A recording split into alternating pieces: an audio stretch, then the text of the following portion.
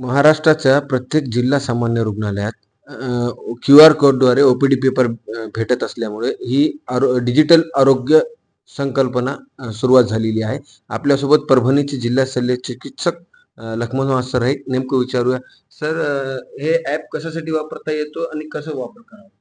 आपल्या जिल्हा रुग्णालयामध्ये एक क्यूआर कोड लावलेला आहे. आपण आता ह्या क्यूआर कोडनुसार आपल्याला रुग्णांना रांगेत उभं राहायची गरज नाही आहे.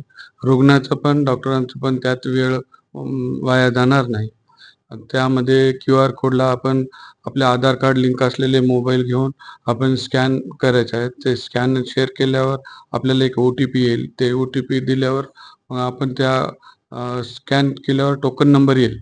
मग ते टोकन नंबर आपल्या ऑपरेटरला सांगितलं की त्यांनी तुम्हाला काय आजार आहे, त्या आजाराशी निगडीत ते तुम्हाला एक केस पेपरवर देतील किंवा मग आपल्याला केस पेपरलेस पण आपल्याला तसं सोय झालेलं आहे याच्यात.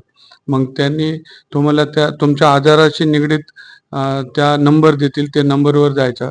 तिथल्या डॉक्टरकडे जाऊन तुम्हाला काय त्रास होते ते सांगितल्यावर तुम्हाला ते सगळे ट्रीटमेंट देतील. तुमचे काय काय त्रास आहेत ते सगळे लिहून घेतील. ते त्याच्यात त्यांनी टाईप करतील. ते तिथून मग तुम्हाला तपासणीकडे जायचं असेल तर मग दुसऱ्या नंबर दिल्यावर त्या OPD नंबरला जायचं आहे.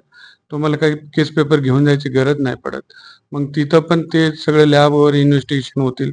मग तिथे सगळं झाल्यावर पुन्हा डॉक्टरकडे येऊन ते पूर्ण ट्रीटमेंट घेऊन तुम्ही मेडिसिनच्या तिथे जाऊन तुम्हाला मेडिसिन घेता येईल. ह्यामुळे याचा फायदा काय होणार आहे? एकतर तुम्हाला त्रास नाही, डॉक्टरला पण तुमची वेळ वाया जाणार नाही, डॉक्टरांची वेळ वाया जाणार नाही. आणि हे जे आभा कार्ड आहे, त्या आभा कार्डमध्ये तुम्हाला कुठं ट्रीटमेंट झालेलं आहे, काय ट्रीटमेंट दिलेलं आहे, तुम्हाला काय आजार आहे, हे सर्व संकलित त्या आभा कार्डमध्ये राहील. मग तुम्ही कुठेही पूर्ण महाराष्ट्रात कुठेही गेलात तरी तुम्हाला त्या आभा कार्ड जरी दाखवला तर तुम्हाला तिथल्या डॉक्टरांना पुन्हा डिटेल सांगायची गरज पडणार नाही. त्यामुळे तुमची ट्रीटमेंट करण्यास तेथील डॉक्टरला पण सोयीस्कर होईल. सर, भरपूर लोक जे ग्रामीण भागातले ते अडाणी असतात. त्यांच्यासाठी काही यंत्रणा आपण इथं ठेवलेली आहे का जिल्हा सामान्य रुग्णालयात त्या क्यूआर कोड बाबत? आपण सिव्हिल हॉस्पिटलमध्ये आपण एक डॉक्टरांची आपले 2-3 डॉक्टरांची आपण तिथे नेमणूक केलेली आहे आणि 5-6 काउन्सिलरची पण आपण नेमणूक केलेली आहे. रजिस्ट्रेशनमध्ये जे आमचे कर्मचारी 4-5 जण आहेत ते पण त्यांना रुग्णाला आपण पूर्ण व्यवस्थित माहिती देऊन त्यांना मदत करतात. ठळक घडामोडींसाठी देशोन्नती न्यूज चॅनलला सबस्क्राईब करा आणि बेल आयकॉन प्रेस करा.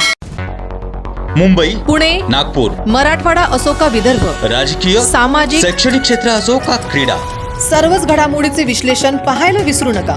फक्त देशोन्नती न्यूजवर.